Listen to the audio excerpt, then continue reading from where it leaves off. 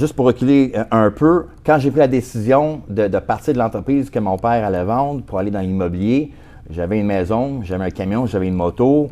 Je suis rentré à la maison puis j'ai dit à mon épouse, on venait juste d'être mariés, là, ma fille avait 3 mois, ça fait pas longtemps. J'ai dit, écoute, je change de carrière. Elle dit, ben, OK, dans quoi? L'immobilier. Tu connais tout ça? J'ai dit, ben, j'ai pris un cours de 3 mois. Je connais assez ça.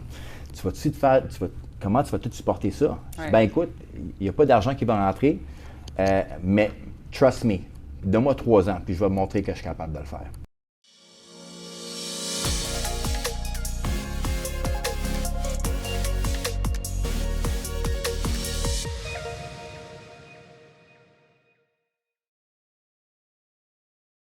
Bonjour à tous, ici Sophia Miliani, courtier immobilier chez PMML. Aujourd'hui, pour notre émission de Tout terrain, on reçoit un invité qu'on n'a pas vraiment besoin de vous présenter. C'est M. Mike Jagger, co-CEO de Roosfellow, qui est avec nous aujourd'hui. Un très gros développeur de terrain. On est très fiers de vous avoir avec nous, M. Jagger, aujourd'hui.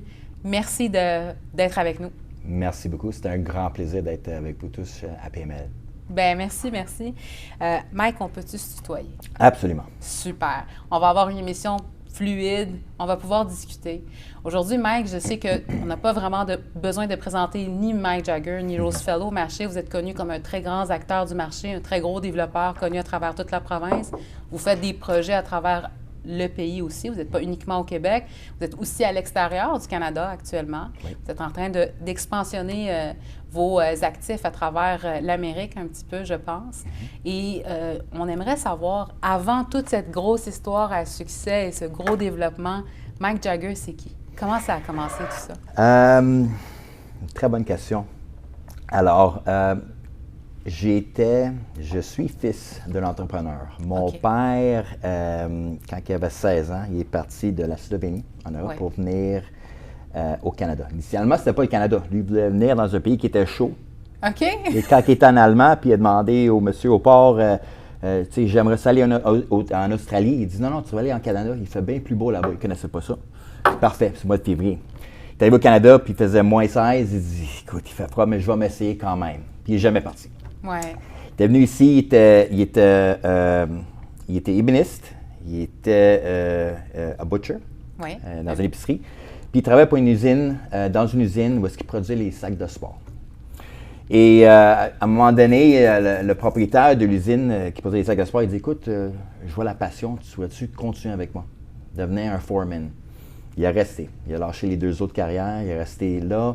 Foreman devenu gérant, vice-président devenu partner. À un moment donné, il a acheté les parts de son partenaire, puis il était devenu président de cette compagnie-là. Alors, moi, j'étais né dans une entreprise de production où est-ce qu'il y avait 200 employés qui produisaient les sacs de sport, les parasols, un peu de tout. La production québécoise, mon père était très fier d'avoir des employés québécois. Puis, à travers ça, il y avait des bâtiments industriels. Et j'ai eu la passion de la fabrication, de la production québécoise, mais aussi des bâtiments. Parce que j'étais avec mon père en fin de semaine quand il faisait le tour de ses bâtisses, aller les voir, être sûr que tout fonctionnait bien. Et c'est de même un peu que j'ai eu le itch, le feeling d'aller dans l'immobilier. Mais évidemment, j'avais un besoin, je dirais, d'être là pour mon père. Alors je me suis dit, jamais j'irai dans l'immobilier, je vais toujours être dans la production de sacs de sport. À un moment donné, mon père a réalisé que la production québécoise, ça irait pas loin. Toute la production partait en Chine. Tous ses compétiteurs qui allaient en Chine. Alors, il était vraiment le seul, puis les gens ne voulaient plus payer le prix des produits produits au Québec. À un moment donné, il m'appelait Junior. Il dit, Junior, moi, je pense que je vais avoir l'entreprise. Si tu la veux, tu peux la prendre. J'espère, non, ça ne m'intéresse pas, je veux aller dans l'immobilier. C'est là que ça a commencé. J'ai pris mes cours à la Salle College, ici à Montréal. Et j'ai commencé comme courtier immobilier chez CBRE. J'ai fait ça pendant 3 ans. Puis durant ce temps-là, je me suis dit, comment je vais faire pour me distinguer des autres? Je suis jeune, je ne connaissais pas le marché. Quand ils m'ont donné mon secteur, qui était l'industriel, parce que c'est ça que je voulais faire, ils m'ont dit, ben, tu vas t'occuper de l'Est de Montréal. Je ne connaissais pas ça. L'Est, ça commence où? Ça finit où? Ben, ça commence à Boulevard-Saint-Laurent, puis continue vers l'Est. OK, parfait. Qu'est-ce que je vais faire? Alors, mon VP à ce temps-là, mon team leader, me disait, écoute, fais des cold calls, puis quand tu vas séduire des rencontres, je vais venir avec toi, puis je vais te montrer comment faire. OK. Alors, ce que je faisais, toutes les fins de semaine, ma fille avait 3 mois. Je viens juste de me marier un an. Donc, tu étais papa en même J'étais temps de papa. tout ça, là. Alors, juste pour reculer un peu, quand j'ai pris la décision de partir de l'entreprise que mon père allait vendre pour aller dans l'immobilier, j'avais une maison, j'avais un camion, j'avais une moto.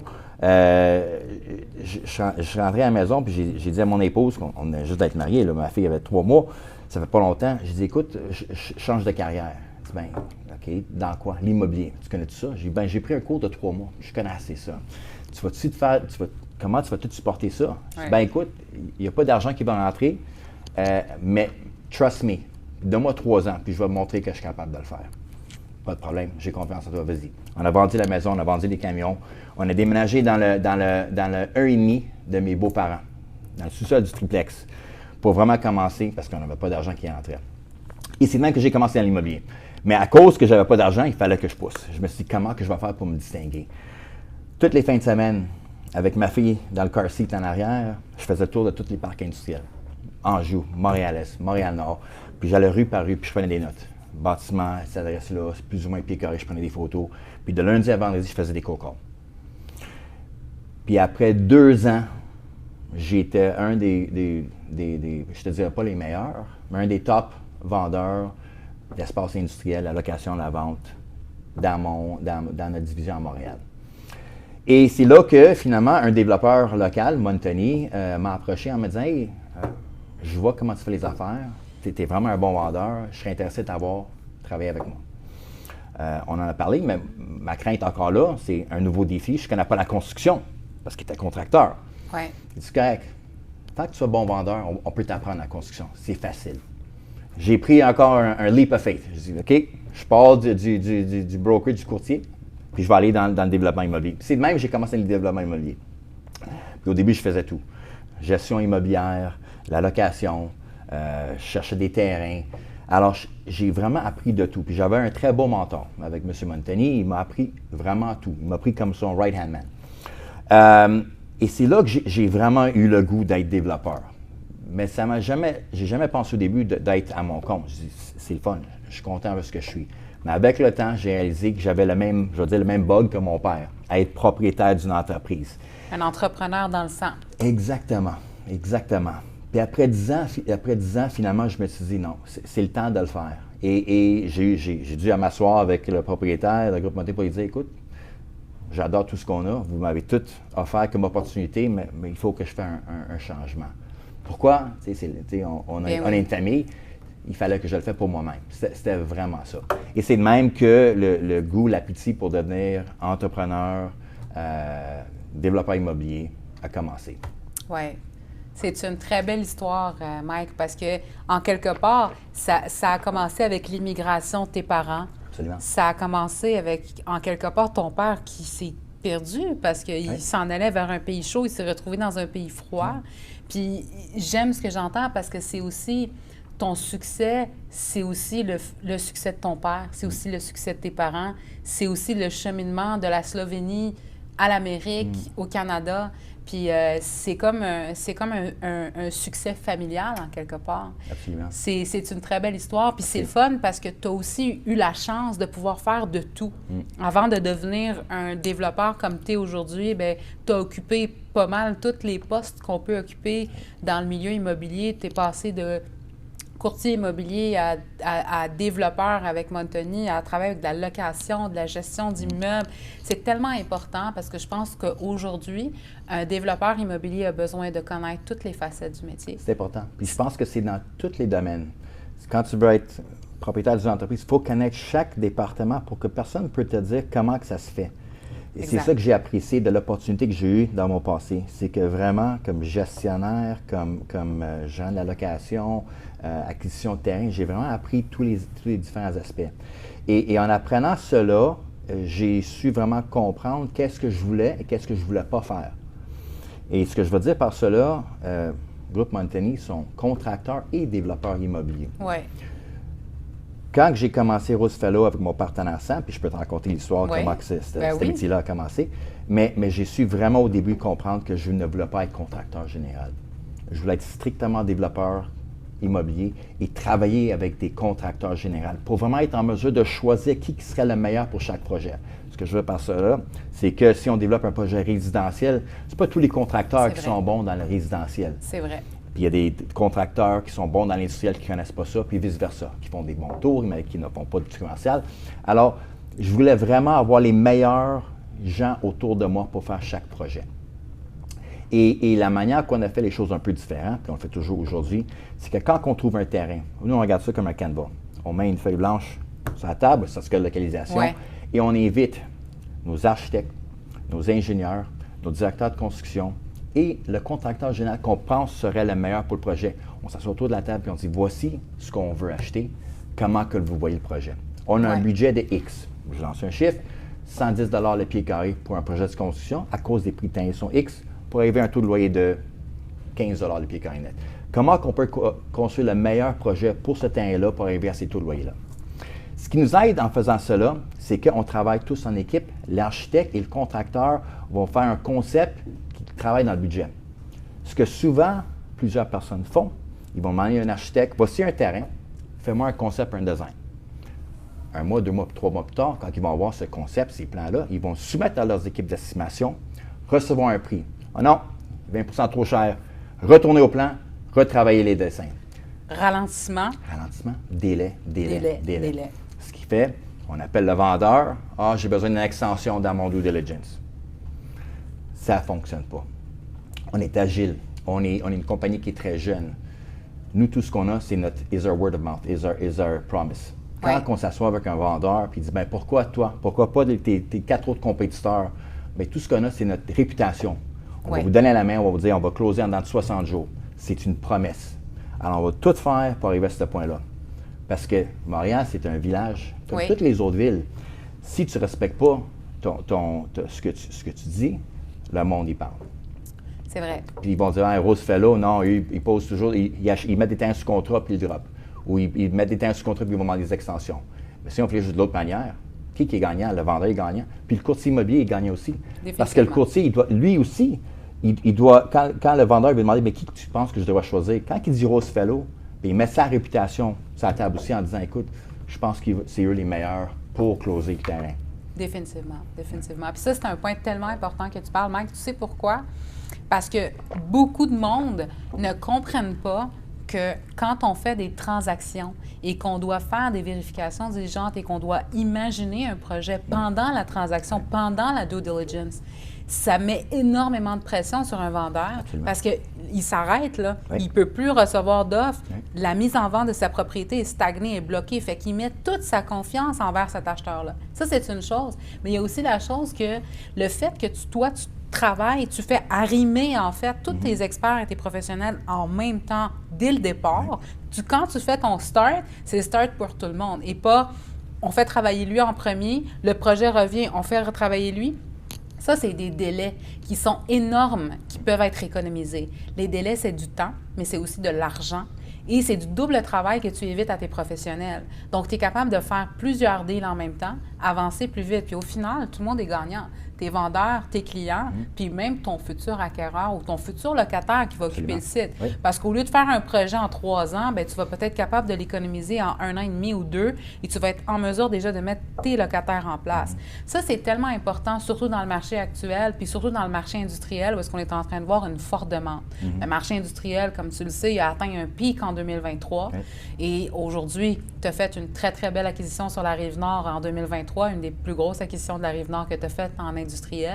Et tu le sais très bien, on a un manque actuellement de terrain industriel et on a un manque de sites industriels. Donc, c'est sûr et certain qu'un développeur qui est capable de travailler comme toi rapidement et qui est capable de comprendre toutes les statistiques du marché et les paramètres, surtout de les maîtriser, ça donne des meilleurs résultats. Absolument. Ça donne des meilleurs résultats puis ça donne des belles transactions. Mais moi, ce que j'aimerais aussi savoir, puis je pense que tout le monde voudrait savoir comment Rose Fellow a commencé, Mike. Il y a une histoire en arrière de ça, puis je pense que c'est une histoire d'amitié. Puis on aimerait tous savoir, déjà, le nom Rose Fellow, pourquoi il a été choisi? C'est une histoire intéressante. Sam, mon partenaire d'affaires aujourd'hui, Sam Soumas, et moi, nous étions compétiteurs. OK. Sam était chez Broccolini pendant 11 ans et moi, j'étais chez Montoni pendant 10 ans. Quand je dis la compétition, c'est la compétition directe. Parce Ouais. que ces deux entreprises-là étaient les plus gros pendant longtemps.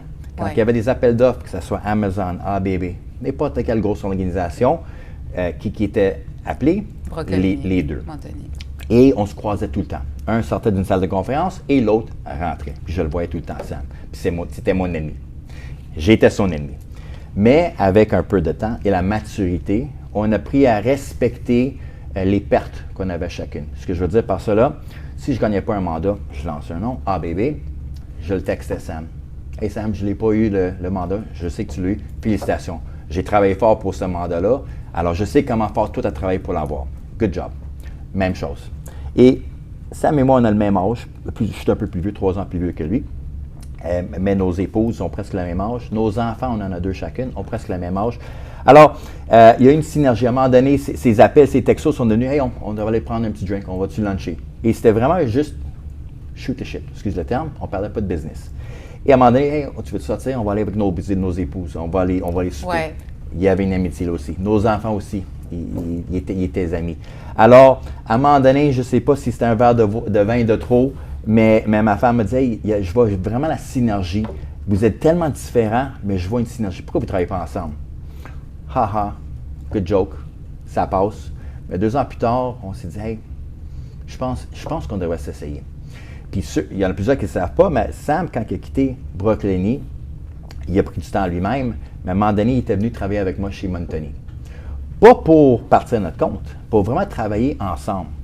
Et ça a duré peut-être, je pense que c'était 6 mois ou 9 mois. On a pris la bonne décision de travailler ensemble. Mais c'était de travailler pour quelqu'un d'autre que je pense que c'est là qu'on a réalisé que ce n'était pas peut-être la meilleure décision. Et c'est là qu'à un moment donné, je suis rentré au bureau et j'ai dit, Sam, je suis rendu au point que je veux partir à mon compte. C'est toujours in the back of my mind. Je veux être entrepreneur, je veux le faire. Puis il dit, mais Mike, je suis venu travailler ici pour travailler avec toi, pas pour l'entreprise. J'adore l'entreprise, mais je suis venu pour travailler avec toi, pour créer une équipe. Il dit, ben, as-tu besoin d'un partenaire? J'ai dit, Sam, j'ai même pas pensé à ça. Tu veux-tu être partenaire? Il dit, absolument. Et c'est le même, c'est vraiment d'une seconde à l'autre qu'on décide, on va être partenaire, on va partir de notre compte. J'ai donné ma démission, puis 2 jours plus tard, Sam m'a donné la sienne. Puis là, on a décidé, bien, OK, on a l'ambition de commencer une entreprise, mais on n'avait pas tant d'argent que ça. On n'avait pas de terrain, puis on n'avait pas d'investisseurs. Alors, ce qu'on a fait, c'est vraiment pris le plus gros risque. On s'est dit, OK, parfait, on va tout hypothéquer ce qu'on a. C'est la maison, ma maison, tout l'argent qu'on a de compte de banque, c'est ça qui va commencer Rose Fellow. On a dit, parfait, on va tout mettre là-dedans. C'est quoi qu'on va appeler l'entreprise? Ça vient d'où le nom Rose Fellow? C'est ça. Alors, moi, j'ai travaillé pour une compagnie où est-ce que le nom de famille était le nom de l'entreprise, Sam aussi. Mais ce que j'ai toujours eu comme commentaire quand j'étais dans des grosses présentations dans mon passé, c'était, bien, c'est qui le monsieur qui a le nom sur la carte d'affaires? Puis même a le même commentaire. Ben, c'est pas moi. Il n'est pas assez important pour être dans ma rencontre avec moi. C'était le commentaire que je recevais. Alors, nous, ce qu'on s'est dit, on veut créer une entreprise, que nos superstars d'entreprise peuvent être seuls dans une rencontre, puis jamais personne ne va dire, mais c'est qui Jagger Development? C'est une entreprise, un nom qu'on va créer. Parfait. Ça ne serait pas Jagger, ça ne serait pas Thomas. On l'appelle quoi? On est au Québec. Avec le nom de la langue française, il faut faire attention, parce qu'il faut créer un nom qui est solide au Québec, pour respecter notre clientèle québécoise, mais aussi on savait qu'un jour on voulait être en Ontario, qu'on voulait être aux États-Unis. Parfait, on va créer un compound word. 2 mots qu'on va mettre ensemble, qui peut être utilisé n'importe où.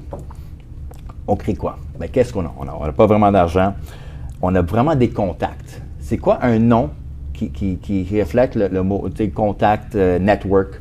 Là, on s'est dit, bien, fellowship. Fellowship, c'est un mot anglais qui est utilisé, ça fait longtemps, mais qu'on n'utilise pas souvent aujourd'hui. Mais c'est trop long comme nom. C'est vrai. Fellow. On coupe ça en 2, OK, on met ça de côté. Parfait. Quel genre de bâtiment est-ce qu'on veut construire? Mais non, c'est des bâtiments cerclés, des bâtiments verts. Qu'est-ce qui ressemble à ça? Rainforest, les forêts, les arbres, les fleurs, les roses. Ah, Rose Fellow. OK, let's sleep on it. On s'est levé le matin, je l'appelle, Sam, qu'est-ce que tu penses? J'adore Rose Fellow. Et puis là, Rose Fellow, le logo, il y a toujours un point après Rose Fellow. OK. Puis le point, même ça, il y a un symbole là-dessus. C'est, je me rappelle, j'ai vu une biographie sur Steve Wynn. De Las Vegas. Il y a les casinos, plusieurs casinos, Wynn Resorts. Et puis il y a un point après son nom. Puis lui, ce qu'il disait, c'est que « When you come to Wynn Resorts, you'll never go anywhere else. » Point final. Puis c'est un peu comme nous. On voulait créer un nom que quand les gens vont venir nous visiter, vont venir nous voir, vont venir louer nos bâtiments, ils vont avoir tellement une belle expérience que c'est that's it, point final, I don't want to see anybody else. Et c'est de même que le Rose Fellow, avec le point, est devenu commun. La couleur rose, Rose Fellow. Pour accompagner le rose. Exactement. Le bleu était pris, le rouge était pris, alors on s'est dit rose, je pense que c'est une belle couleur. Et ce qu'on voulait aussi, c'est avoir une équipe dynamique, mais égale. Autant d'employés féminins que masculins. Dans la construction, dans le développement, c'est très, très rare, mais on voulait ça. On voulait avoir un nom que les femmes de l'industrie ne vont pas dire « Ah non, c'est trop gars dans cette entreprise-là ». Alors, on pensait que c'était plus soft, le rose. Et c'est là qu'on voit les fleurs derrière le logo Rose Fellow. Mais ça, c'est tellement intéressant parce que tu vois, on ne voit pas beaucoup de femmes justement dans le développement, mais on est en train d'en voir de plus en plus. Absolument. Puis surtout aussi dans le terrain spécifiquement. Oui. Moi-même, en tant que femme spécialisée dans le terrain, j'en connais pas beaucoup qui font uniquement ça. Donc, c'est un milieu où est-ce que je pense que de plus en plus de femmes sont en train de s'intéresser.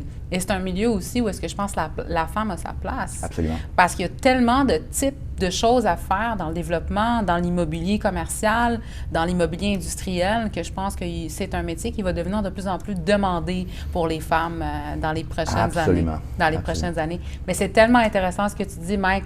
Tu nous expliques une histoire à travers un logo, à travers un nom, à travers un risque que vous avez pris, parce que c'est quand même fou.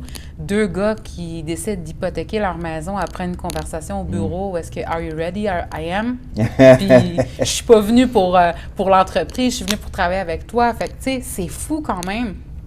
Plusieurs années plus tard, où est-ce que vous êtes aujourd'hui?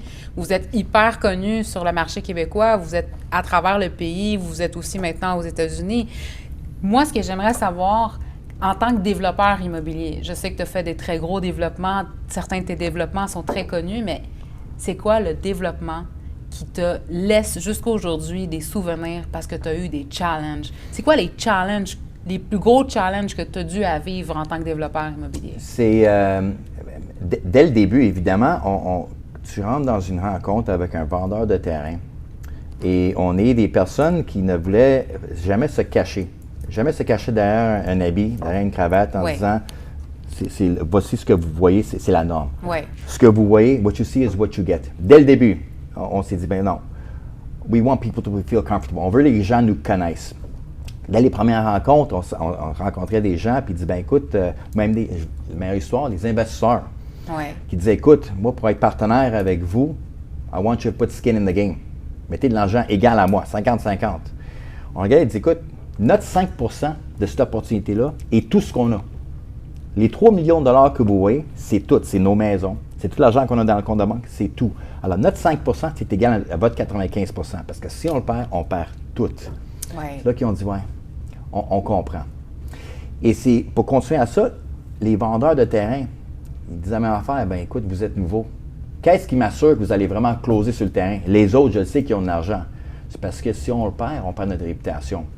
Parce que le courtier qui tient avec nous va le dire aux autres courtiers qu'ils ne closent pas, ils n'ont pas d'argent. Ouais. Alors, notre promesse, our word is golden.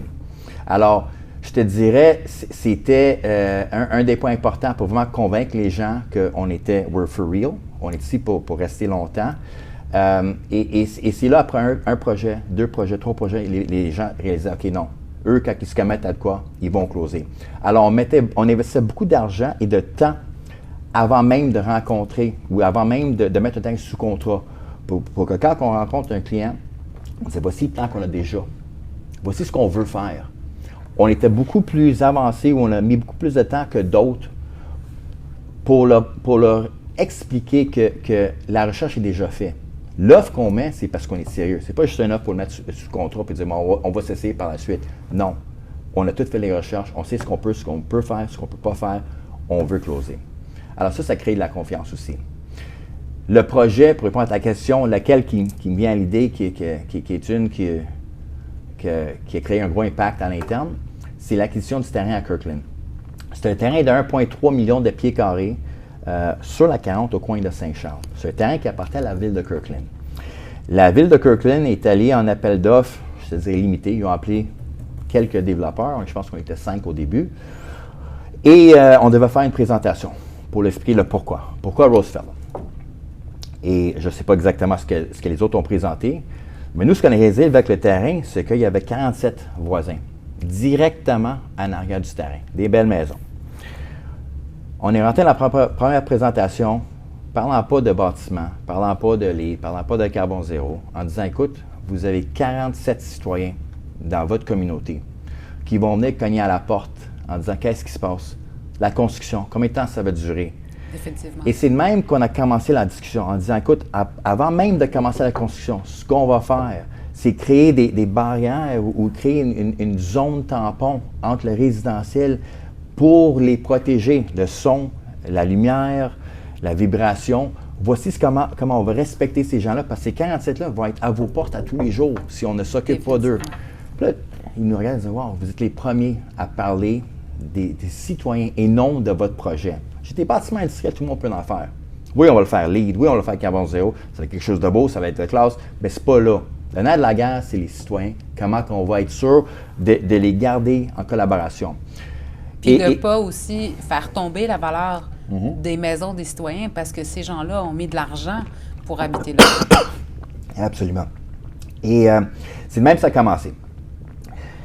Finalement, après plusieurs rencontres, ils ont dit, écoute, vous allez gagner le mandat, parce que les prix étaient tous similaires. Il fallait vraiment avoir quelque chose de différent à présenter. Et c'était de la différence. Avant même de commencer les projets de construction, on est allé porte à porte avec des cartes Tim Hortons, avec une carte pour leur expliquer exactement le projet à la cédule, en disant, voici, prenez un café, quand vous avez la chance de passer par nos projets. Des petites affaires comme ça qui aidaient au projet. Il n'y a pas eu une plainte à la ville. Mais il y avait d'autres projets de construction à Kirkland qui se réalisaient, puis il y en avait plusieurs plaintes. C'est juste garder tout le monde conscient de ce qui se passe. La vie n'est jamais parfaite, mais si on ne travaille pas en silo, si on est open book, même avec les gens qui ne font même pas partie d'un projet, c'est même qu'un projet se réalise facilement, sans de problématiques. Puis j'aime ce que tu dis, Mike, parce qu'en réalité, tu es là pour faire de la business, mais tu es là pour faire de la business qui est bonne pour tout le monde. Tu veux des win-win, tu veux des gagnants-gagnants partout.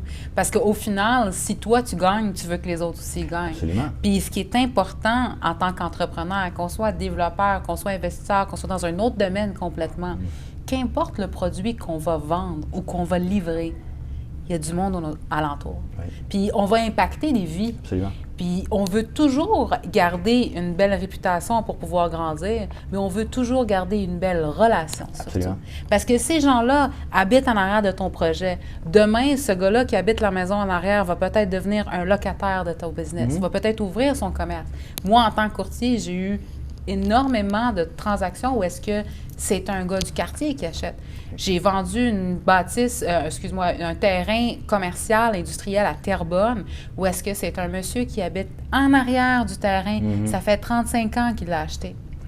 Donc, il faut penser à ces gens-là, puis il faut savoir qu'est-ce qui se passe autour de nous, puis tenir les gens informés pour pas qu'ils se sentent mis sur le côté. C'est très important. Un développeur, un investisseur qui est proche des citoyens, c'est un investisseur qui est proche de ses développements.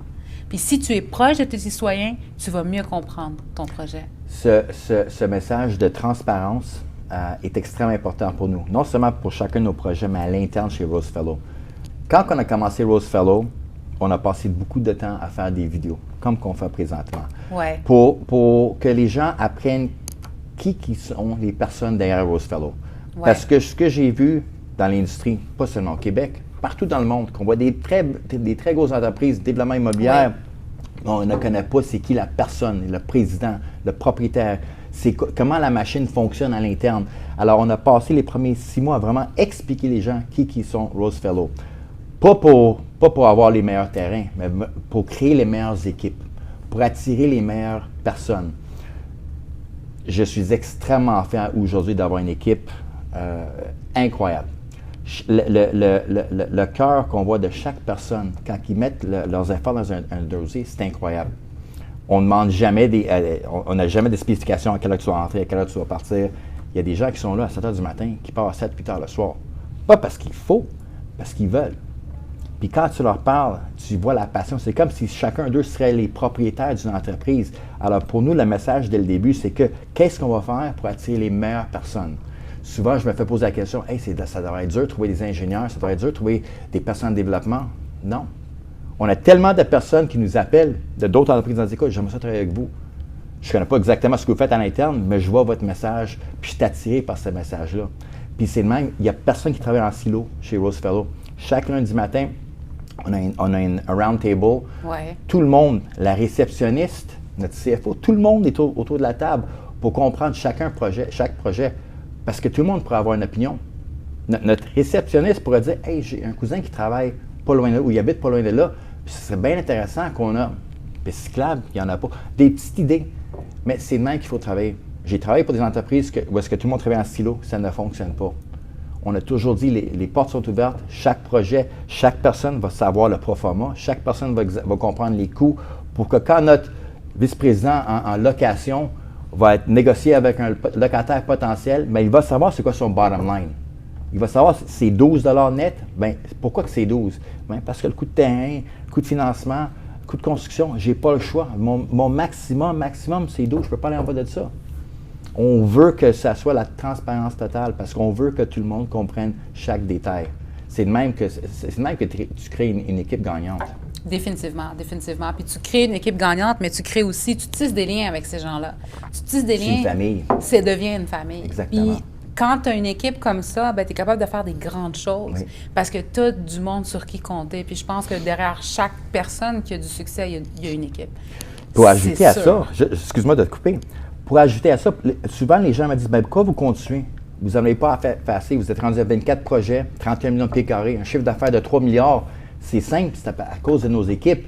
On veut continuer à avoir une équipe qui est dynamique, qui a une passion pour, mais si tu les limites, mon directeur de construction, avec 3 projets, c'est un peu plate pour lui. Il va en avoir d'autres. Mon rôle présentement, c'est d'aller chercher d'autres sites parce qu'ils en veulent plus.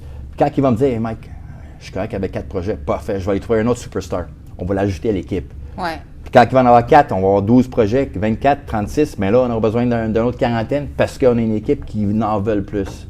Exact. Mais c'est ça qui est le fun, c'est de pouvoir aussi laisser les gens s'épanouir. Oui.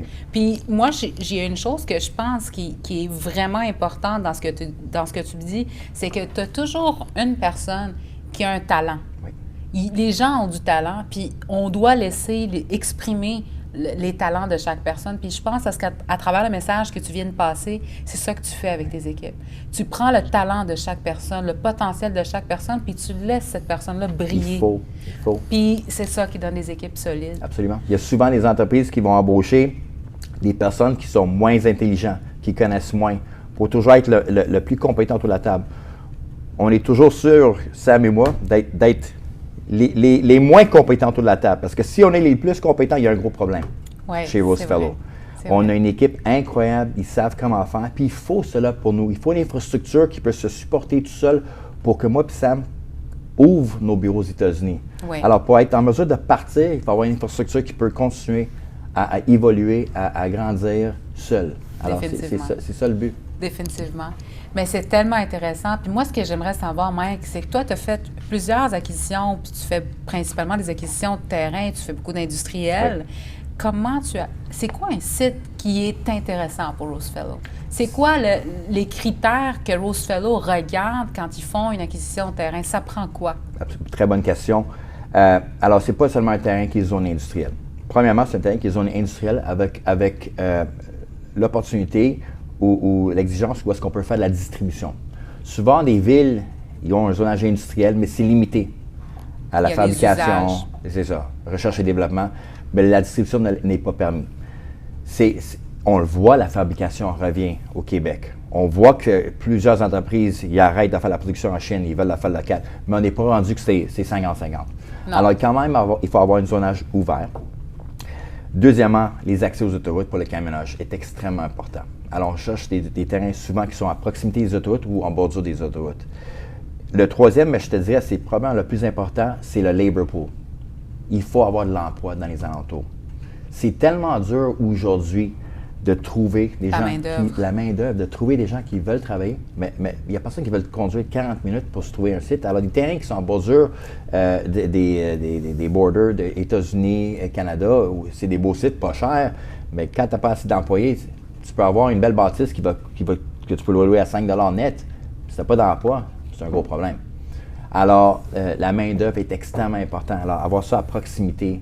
Et aussi, l'autre aspect, puis les gens, ils ne pensent pas souvent, ils vont trouver un site qui a la main-d'œuvre, les accès aux autoroutes, ça coche toutes les boîtes. Mais tu travailles dans une ville où une ville n'est pas pro-business. Et il y a du red tape, c'est long, c'est difficile. On a travaillé dans quelques genres de villes comme ça, on ne va pas les nommer.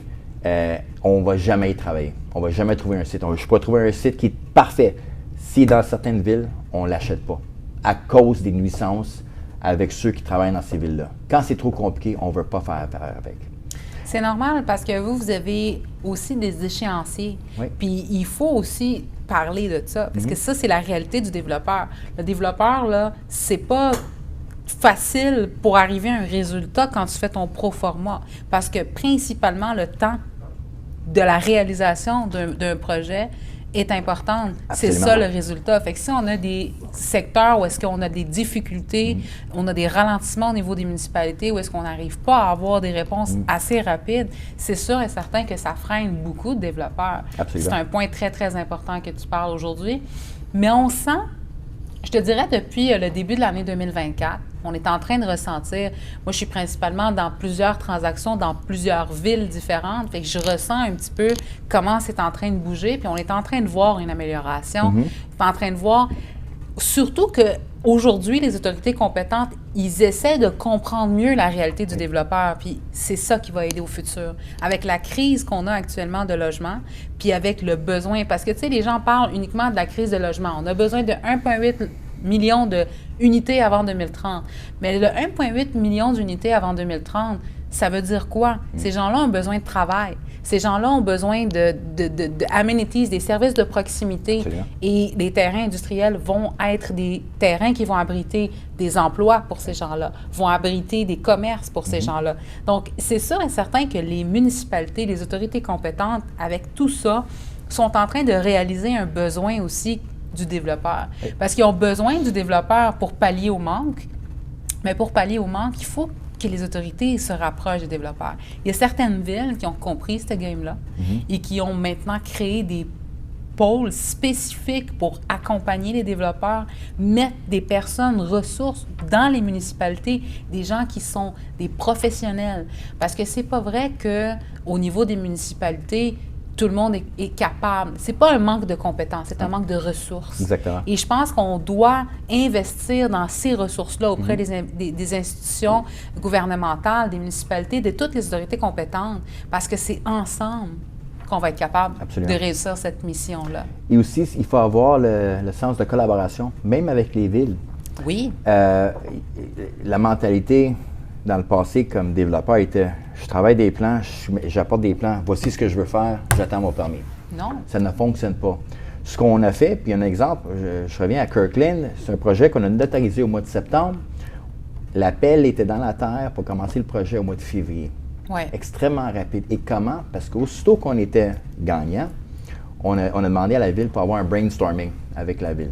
Ouais. Tous ceux qui travaillent dans le projet, département des permis, les urbanistes, les ingénieurs, j'aimerais ça les avoir autour de la table avec notre équipe. Là, on va travailler un win-win. Vous voyez ça comment, le parc industriel? Vous donnez votre opinion. Nous, on voit ça comme ça. C'est quoi le 5 milieux? Même les finitions de produits qu'on utilise sur un bâtiment, souvent des villes aujourd'hui, ils vont demander du precast. C'est des panneaux en béton. Parfait. Moi, je veux construire des bâtiments qui sont carbone zéro. Écologiquement viables. Des panneaux precast, c'est des panneaux en béton. Ouais. Des usines de béton, ça cause beaucoup de pollution. Alors, aussitôt que tu expliques ça à une ville en disant que oui, c'est beau du precast, on adore ça tous, mais comprenez, ça vient d'où? La problématique avec ça par rapport à l'environnement. OK, oui, on voit ça. Qu'est-ce que vous suggérez? Bien, il y a des panneaux isolés qui sont très, très bons, très bonne qualité, très beaux. Voici des exemples. OK, oui, parfait. On fait une petite modification dans le zonage. Bien, cette modification, me sauve des sous par rapport au produit que j'utilise, mais donne les bénéfices à la ville d'avoir aussi un certificat carbone zéro, un projet qui est bon pour l'environnement, pour nous, pour eux, c'est gagnant pour tout le monde. Ouais. C'est de même qu'il faut des fois travailler à la place de pousser des plans sur une ville, c'est de collaborer avec une ville. Voici ce qu'on peut faire, voici ce qu'on ne peut pas faire. C'est quoi le simple milieu pour arriver à quelque chose qui est intéressant pour tout le monde? Définitivement, définitivement. Puis moi, ce que je pense qu'il serait super intéressant aussi de savoir, Rose Fellow, vous avez beaucoup d'investissements actuellement en cours de développement. Vous avez des sites déjà développés. Mais c'est quoi, si on peut avoir des primeurs, qu'est-ce qui s'en vient chez Rose Fellow? Comment vous voyez là, les prochains moves de Rose Fellow? Je sais que vous avez commencé un petit peu à l'extérieur. Mais... Oui. Alors, c'est intéressant parce que durant les dernières peut-être 12 mois, souvent les gens nous appelaient en disant « Hey, le marché, il a ralenti beaucoup. Comment vous voyez ça? Pourquoi vous continuez à construire? » Parce que nous, ce qu'on fait, c'est qu'on achète des terrains, on travaille des plans, on va pour nos permis et on part un projet sans locataire. C'est un gros risque financier. Oui. Ce qui se passait souvent, c'est que les gens achetaient des terrains, ils mettaient des enseignes à louer, à vendre, puis attendaient. On ne fait pas ça. Alors, on construit ce qu'on appelle en spec. C'est un gros risque financier, mais la raison qu'on fait ça, c'est un risque, mais c'est un risque calculé. Parce que quand on voit le taux de vacant, on voit 4 5 6 dépendamment du marché.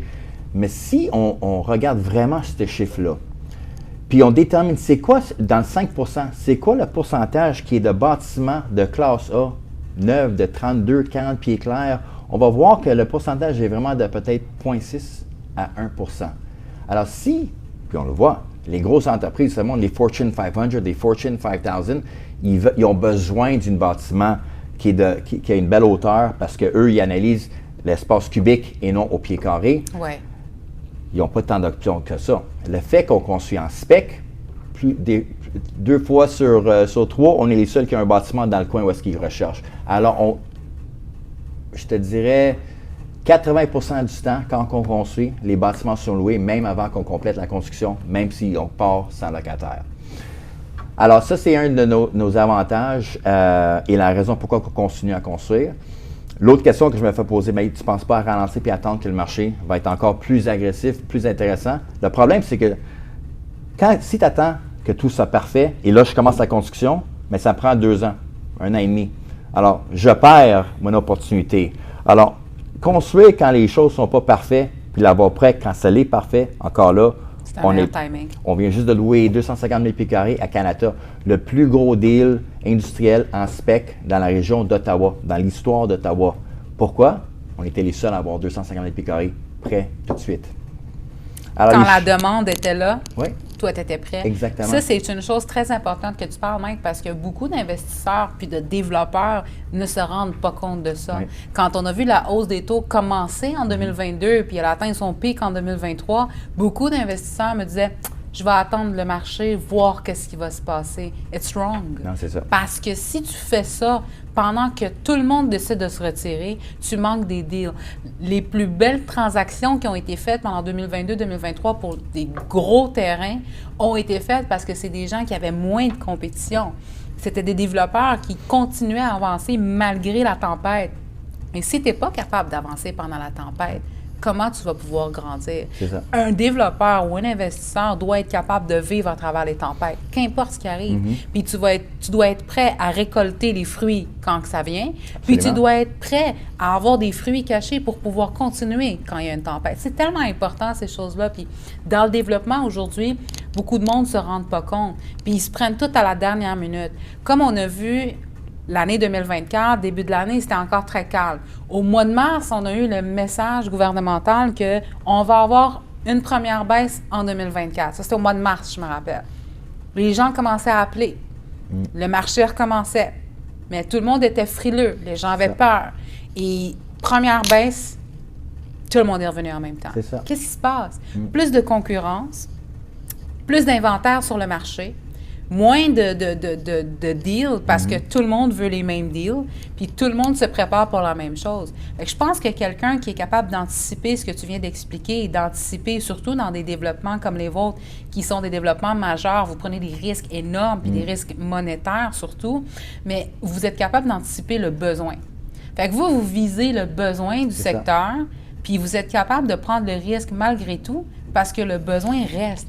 Que ce soit dans un moment de crise ou pas, il y a un besoin. Fait que Absolument. vous allez le combler. Oui. Ça, c'est très important parce que c'est une stratégie de business qui fait en sorte que vous allez pouvoir aussi vivre à travers les différents marchés. Aujourd'hui, il y a un besoin industriel. Vous l'avez compris, vous êtes en train de le combler. Demain, dans 5 ans, 10 ans, le marché va peut-être changer. Peut-être que le besoin industriel va être comblé. Il va y avoir il y aura toujours un besoin. Puis je pense que vous avez un peu bâti votre entreprise avec ce mindset-là. Vous êtes toujours à la recherche de what we need. C'est ça, puis il ne faut jamais penser qu'on est limité. Quand on a commencé Rose Fellow, les gens nous disaient, bien, il y a trop de compétition déjà, pourquoi vous allez dans ce domaine-là? Il n'y a plus de terrain à Montréal, c'est une île, on est limité. On a trouvé plusieurs opportunités. You have to have grit. Ouais. C'est le mot que je pense. Il faut être persistant. Il faut voir c'est quoi que le edge qu'on a sur la compétition comme PMML. Vous êtes différent, vous êtes unique et c'est la raison de votre croissance. Rose Fellow a pris de la croissance parce qu'on est agile. On est capable de voir, OK, il y a des opportunités dans la Rive-Sud, il y a des problématiques parce qu'il y a des terrains qui sont résidentiels, mais là, on voit une opportunité parce qu'il y a pas les infrastructures pour supporter le résidentiel. Et c'est de même qu'on a pu acheter le terrain de 3,5 millions de pieds carrés à Saint-Philippe. C'est un terrain qui était zoné résidentiel, mais on savait qu'il y avait un problème avec l'infra. Il n'était pas en mesure de construire 1000, 2000 maisons.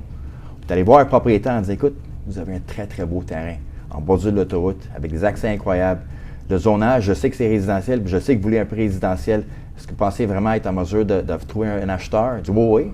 Oui, mais est-ce que vous pensez que la ville va vous donner des permis s'ils n'ont pas l'infrastructure? Oui. Et c'est même ça a commencé les discussions. Et après ça, c'est les discussions avec la ville en disant, voici ce qu'on peut faire. Une bâtisse, peut-être 2. Voici la demande, ce qu'on a sur vos infrastructures, à la place d'avoir toutes ces maisons-là. En plus, le trafic, vous aurez 2000 maisons, il faut 1,5 voitures.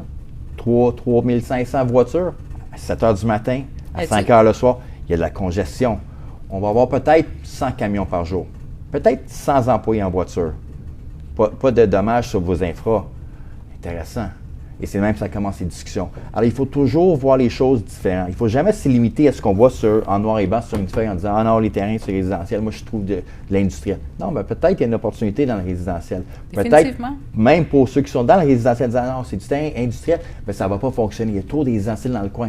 Je vais aller voir les villes.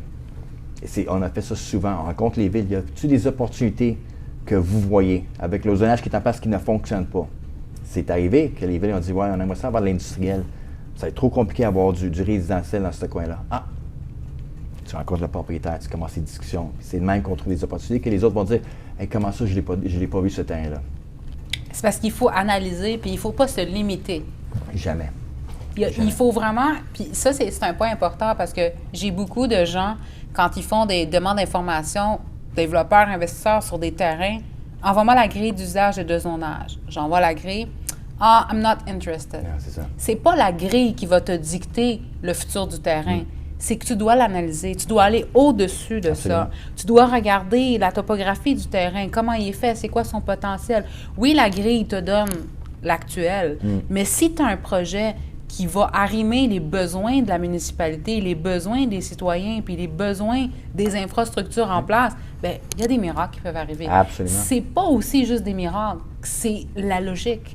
Puis il faut sortir de sa zone de confort. Sortir de sa zone de confort. Un développeur qui veut faire des développements uniquement avec des zonages de plein droit, puis c'est juste ça qu'il veut faire, bonne chance pour trouver des terrains à Montréal comme ça. Ou soyez prêt à payer le prix. Puis soit prête à payer le prix, mais juste en trouver sur l'île de Montréal, c'est difficile. Très difficile. Fait que tu vas devoir sortir en 2e, 3e, 4e couronne pour commencer à en avoir. Et puis, on est en train de voir même un manque dans ces 2e, 3e couronnes. Donc, c'est sûr et certain que tout ça, c'est très important. Sortir de sa zone de confort, être prêt à imaginer plus loin que qu'est-ce qu'on voit sur papier. Puis voir aussi, justement, comme on parlait tantôt, ton équipe, tu as des professionnels avec toi qui sont là pour te donner un avis d'expert de qu'est-ce qui peut arriver, être à l'affût de tout ce qui se passe. Puis moi, ce que j'aimerais savoir aussi, c'est quoi les prochains projets de Rose Fellow? Qu'est-ce qui s'en vient pour les prochains projets que vous avez déjà peut-être mis en place ou que vous avez l'intention de faire? Alors, merci pour la question. On va annoncer un projet très bientôt avec un très, très gros locataire qui a commencé à Québec. Il est à l'international présentement, de 900 000 pieds carrés dans la Rive-Sud. Alors, on est très fiers de ça. On va l'annoncer très, très bientôt. Aussi, notre premier projet à Toronto va être érigé sous peu. Et des nouvelles très intéressantes pour nous, on ouvre nos premiers bureaux en Floride pour commencer Rose Fellow US. Ce ne sera pas seulement des projets en Floride, nos bureaux vont être en Floride, mais les projets vont être partout aux États-Unis. On va commencer avec 2 projets et même genre de principe qu'à Québec, en spec. Alors du 200 à 300 000 pieds carrés, sans locataire, risque financier. Et aussitôt qu'on les loue, là on partira 2 autres, 4, 8, 10.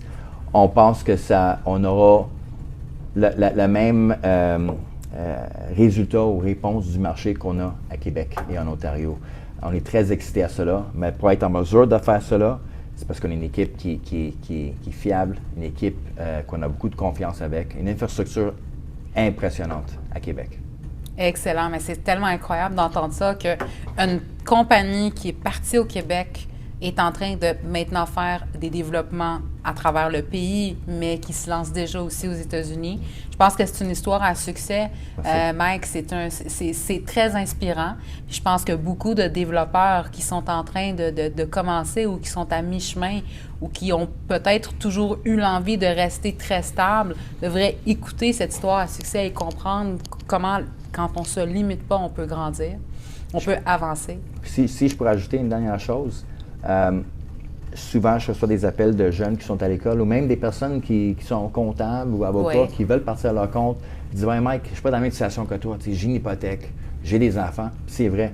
Tout le monde a des besoins qui doivent répondre à leur famille. J'en avais aussi. J'avais une hypothèque. J'avais une épouse avec un enfant de 3 mois. Mais il faut être sûr, si tu crois en quelque chose, prendre le risque, c'est important. Parce que tu peux être un comptable dans une entreprise, puis si cette entreprise-là est vendue, après 20 ans, le nouveau propriétaire peut dire « J'ai plus besoin de toi, merci beaucoup ». C'est vrai. Alors, don't be scared of taking the risk. Don't be scared of the volume. Si tu as un projet, tu y crois, tu peux être nouveau dans l'entreprise. Notre premier projet, c'est un projet de 100 millions de dollars. Les gens nous disent on est fous, mais c'est un projet multirésidentiel, locatif. C'était 100 millions. Oui, c'était extrême comme valeur, mais le temps qu'il fallait dédier à ce projet-là, c'était le même temps qu'on investit dans un duplex ou un fourplex avec les villes. La seule différence, c'était le genre d'investisseur. À la place de trouver un investisseur de famille, on était allé trouver un investisseur qui avait les pouvoirs. Et encore là, avec les taux de marché qui étaient très, très solides, on était capable d'aller chercher 90 % de financement. Alors, on a tout mis dans ce premier projet-là. Mais encore là, on n'avait pas peur de la grandeur du projet parce qu'on s'est dit, c'est correct, que ce soit 100 millions ou que ce soit 10 millions, on va investir le même montant de temps. La seule chose qui change, c'est le genre d'investisseur qu'il faut mettre dedans. Don't be scared. Puis si tu crois dans ta vision, dans ton idée, dans ton rêve, vas-y, il faut le faire. C'est même qu'on est parti. Puis on ne s'est jamais donné l'opportunité de dire, we're gonna fail. On va tout mettre notre temps, notre cœur là-dedans, puis c'est sûr que ça va être un succès. C'est un peu l'histoire de Rose Fellow. Mais c'est tellement vrai ce que tu dis, Mike, puis j'adore ça, parce que moi, j'ai toujours dit, quand on croit, croire, c'est pouvoir. Puis il n'y a pas de possibilité d'échec, parce que si tu y crois, là, tu vas y arriver. Absolument. Si tu ne regardes pas en arrière de toi et tu regardes juste en avant, c'est ça qui va se passer, c'est la réussite. Puis il y a une chose aussi que j'aimerais aussi savoir comment vous voyez la chose. En ce moment, le marché industriel a atteint son pic. Ça devient de plus en plus difficile d'avoir des sites industriels pour faire du développement industriel. Comment tu vois le futur du marché du développement industriel pour des bâtisses industrielles dans les prochaines années? Ce que je trouve intéressant, c'est dans le pic, ce qu'on a vu, c'est plusieurs bâtiments industriels qui étaient construits dans les années 70-80. Oui. Parce qu'ils changeaient des taux de 19 $ net, 20 $ net, 21 $ net. Nous, on avait toujours un pro forma qu'on se faisait avec nos investisseurs pour avoir une certaine rentabilité. Si tu regardes les taux de loyer qu'on a loués, nos bâtisses classe A, 42, 40 pieds clairs, on était dans les 13, 14, 15 $ le pied carré. On était toujours moins cher, même que sur les bâtiments qui étaient plus vieux. Alors, encore aujourd'hui, nos taux de loyer sont en bas de la moyenne, pas de la nouvelle construction. Parce qu'on ne veut pas avoir le taux le meilleur sur un bâtiment. On veut en louer plusieurs. C'est un roulement. Alors, pour nous, pour Rose Fellow, pour les genres de bâtiments qu'on fait, au taux qu'on les loue, on est très confiant que ça va continuer. Et c'est à cause de ça qu'on a encore 4,5 millions de PKI en construction l'année prochaine. Wow. Parce qu'on est confiant que ça va continuer à se louer. On est confiant que la demande va toujours être là pour des bâtiments de qualité. Ça, c'est important, des bâtiments de qualité, parce qu'on est en train de voir aussi que certains bâtiments, surtout dans l'industriel, qui ont été bâtis dans les années 60, 70, 80, ont mal vieilli. Oui. Puis aujourd'hui, ça cause énormément de problèmes, soit pour les améliorer ou même les redévelopper. On est obligé de recommencer à zéro. Donc, un développeur qui est capable de penser à un immeuble non seulement qui est durable, qui va bien vieillir, mais qui va être là pour longtemps. Absolument. Parce que si tu bâtis, Mike, aujourd'hui, tu ne bâtis pas pour 20 ans, pour le besoin actuel. Puis ça, c'est très important parce que j'ai beaucoup de développeurs qui font des fois cette petite erreur. C'est qu'ils analysent un projet, ils analysent un terrain en remplissant un besoin actuel uniquement. C'est un gros problème de faire ça, absolument. Et ils ne voient pas le futur. Moi, je pense que, surtout quand tu es développeur, investisseur plus ou moins, mais développeur, c'est toi le main qui commence à donner une destination à un site. Il faut que tu penses à aujourd'hui, mais il faut que tu penses à dans 30 ans puis dans 40 ans, qu'est-ce qui va se passer. Est-ce que ton immeuble va toujours pouvoir bien se louer? Parce que si tu remplis une demande actuelle pour le besoin de maintenant, c'est le fun. Tu vas être capable de louer ton projet. Est-ce que dans 5 ans, est-ce que dans 10 ans, est-ce que dans 15 ans, ton immeuble va toujours être aussi rentable? C'est ça qui est important. Puis aussi la valeur de revente de ton immeuble. J'adore votre commentaire parce que c'est exactement le commentaire qu'on a de chaque gros institut qui regarde nos bâtiments quand ils veulent les acheter. C'est pas... Oui, c'est important. Qui est le locataire? Le covenant, la valeur de ce locataire-là, le bâtiment, un bâtiment de qualité. Mais à chaque fois, on se fait poser la question, comment qu'on peut, excusez le terme, recycler la bâtisse quand le bail prend terme. Oui, tu as un bâtiment, je lance un nom, Nespresso est dans 325 000 PKI dans ce bâtiment-là, mais si Nespresso part dans 15 ans pour une bâtisse qui est plus grande ou pour une bâtisse plus petite, qu'est-ce qu'on fait avec le bâtiment? Alors, quand on s'assoit avec nos architectes pour créer un concept, un design, c'est pas seulement pour le locataire d'aujourd'hui, mais c'est le locataire qui va louer dans 15-20 ans. Est-ce qu'on peut subdiviser? Y a-t-il plusieurs entrées, des espaces de bureaux, camionnage, les stations de camions, les stations de visiteurs, de stationnement de visiteurs? Tout ça doit être pris en considération parce que c'est extrêmement important, pas seulement pour nous, mais comme vous l'avez dit, pour les acheteurs potentiels, les investisseurs et pour le futur du projet. Définitivement, puis même aussi pour pouvoir aussi continuer à pouvoir avoir les meilleurs avantages de financement. Absolument. Parce que ça aussi, c'est un impact que les gens oublient des fois. Ils vont remplir les cases dans leur proforma pour les besoins actuels, les revenus qu'ils veulent atteindre pour leur objectif. Ils ne pensent pas à demain, dans 10 ans, 15 ans, 20 ans, mais admettons qu'ils ont pensé à 5, 10, 15 ans. Tout fonctionne. Il faut penser aussi à chaque fois que je vais refinancer, c'est quoi qui s'en vient dans les resserrements des normes des institutions financières? Quelles seront les prochaines exigences? On voit que les banques prennent de moins en moins de risques aujourd'hui. On voit que les banques ont beaucoup plus d'exigences aujourd'hui pour faire des financements et pour faire des emprunts. Donc, si on est capable de prendre toute la technicalité de ces choses-là et de pouvoir se préparer en avance, on va avoir un immeuble, un produit qui va avoir du succès pendant très longtemps. Absolument. Et qui va pouvoir être rentable très longtemps. Rentable pour vous aujourd'hui, rentable pour l'acheteur dans 20 ans, 25 ans. Et ça, c'est une chose qu'on a beaucoup vu sur l'île de Montréal, où est-ce qu'on est en train de voir énormément de redéveloppement actuellement. Et je pense que les développeurs ont compris ce besoin et sont en train de réimaginer le futur du développement immobilier. C'est très important, puis c'est pas juste au Québec qu'on voit ça à travers le monde entier. Il y a un besoin, on a les normes ESG maintenant qui sont en train de rentrer en ligne de compte, on a de plus en plus de certifications qui sont là pour respecter l'environnement. L'humain, je pense, a compris qu'aujourd'hui, il faut qu'on bâtisse pour dans 100 ans. Dans le temps, les gens ne pensaient pas à ça, ils pensaient à demain, après-demain, c'est prêt, c'est bon, je peux l'utiliser. Aujourd'hui, on a toute une autre façon de voir l'immobilier, la construction et le développement. Et c'est une chose qui est très, très importante. Il y a aussi ça, mais il y a aussi une autre chose, c'est la technologie. Puis ça, c'est ma prochaine question. Comment tu vois la technologie? Parce que les dernières années, il y a eu tellement d'avancées technologiques dans le marché.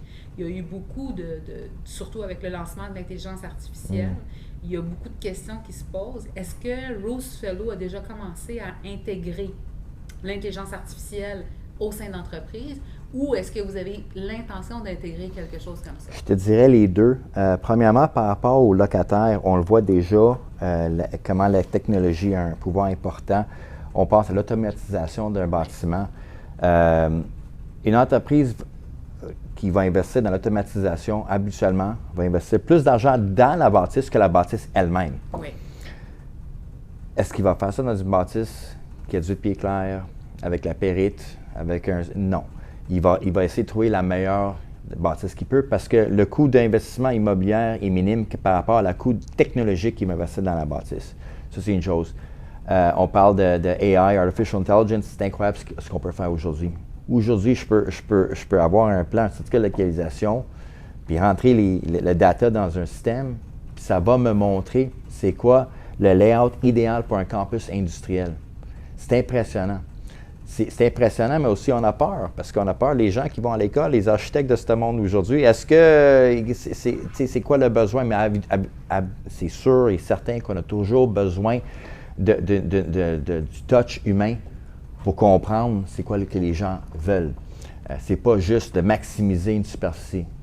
On l'a dit tout à l'heure, il faut penser à tout le monde dans un projet. Un bâtiment industriel, oui, c'est l'emploi, c'est la production, c'est la distribution, mais il y a des personnes qui travaillent à l'intérieur. Qu'est-ce qu'on peut faire pour améliorer leur environnement? On se fait poser la question souvent par des employeurs en disant, écoute, oui, il y a votre site, il y a un autre site. C'est quoi que votre site apporte à mes employés? Ah bien, regardez les espaces communs. Regardez les parcs qu'on construit entre les bâtiments industriels pour avoir une zone de relaxation entre les shifts, où ils peuvent sortir. C'est pas juste de l'emploi, 9 à 5, puis on sort, on s'en va à la maison.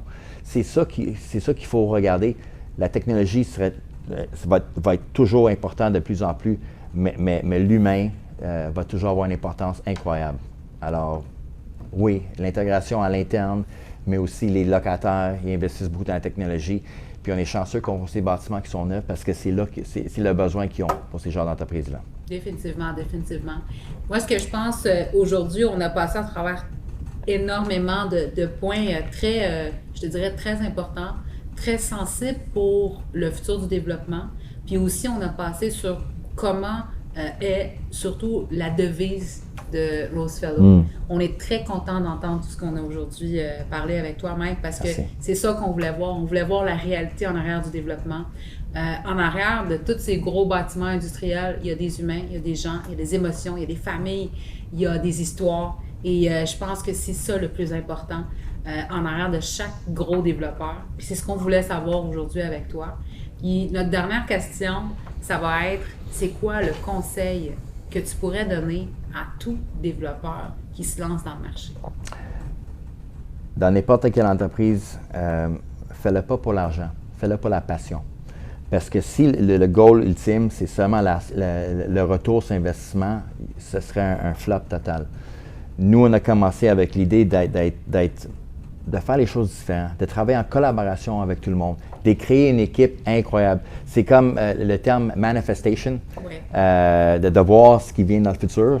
Excuse-moi, je ne connais pas le terme français, mais c'est juste ça que je faisais au début. C'est comme si je voyais le genre d'équipe que je voulais avoir.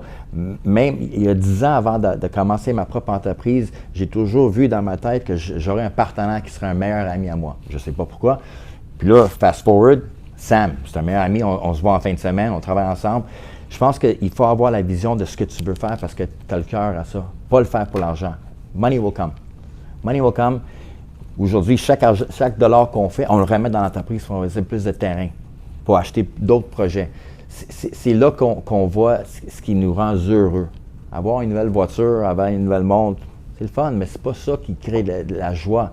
Voir mes enfants qui sont fiers de leur papa, voir mes employés qui rentrent au bureau avec un sourire, être en mesure de sortir un jeudi soir avec toute notre équipe au complet parce qu'on est tous des amis. Ça, c'est vraiment la joie que j'ai. Puis alors, la suggestion que j'aurais pour tout le monde, c'est faire ce que tu veux, ce que tu as à cœur. Si tu es un avocat, mais tu veux être un chef, bien, trouve une manière de rentrer dans ce domaine-là, le faire. Parce que travailler, faire de quoi de 9 à 5, puis pas avoir une passion à ce que tu fais, c'est misérable comme vie. On a seulement une vie. Il faut faire tout ce que tu veux faire dans la vie, il faut le faire. Moi, ma plus grosse peur que j'ai, c'est d'être couché dans un lit à 75 ans et dire « j'aurais dû faire ça ». Parce que j'ai une amie qui est décédée jeune, puis je me rappelle quand j'étais le voir avant qu'elle est décédée, il dit « je vais dû faire ce que tu as fait. Puis j'ai dit, quoi? Qu'est-ce que j'ai fait? Tu as pris un risque. Tu fais ce que tu veux dans la vie. J'ai jamais fait ça. Ça m'a touché. Puis quand je rencontre des jeunes à l'école pour faire des présentations, je dis, écoute, si c'est l'immobilier, continue dans l'immobilier. Si c'est pas ça, fais ce que tu as comme passion.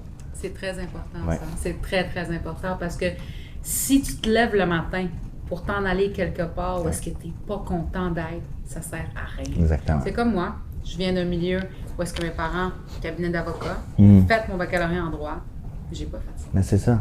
J'adore le droit, mais j'aime pas le métier qui va avec. C'est le message que je dis à mes enfants. Je dis, vous allez à l'école, c'est important.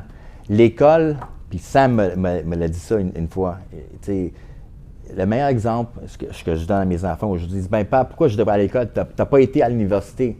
Je dis, oui, non, parce que l'université, c'est comme ton passeport.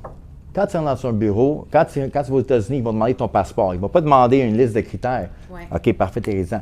L'université, c'est ton passeport. Ouais. Mais après ça, faites ce que vous voulez faire dans la vie. C'est ça que je dis à mes enfants. Allez à l'école, mais trouve ta passion puis suis ça. Fais-le pas parce qu'il y a de l'argent à être docteur ou avocat. Faites ce que vous voulez. Si c'est être une enseignante, continuez là-dedans. Puis ça veut rien dire que avocats, docteurs font plus d'argent. Je connais du monde qui sont milliardaires, qui sont misérables.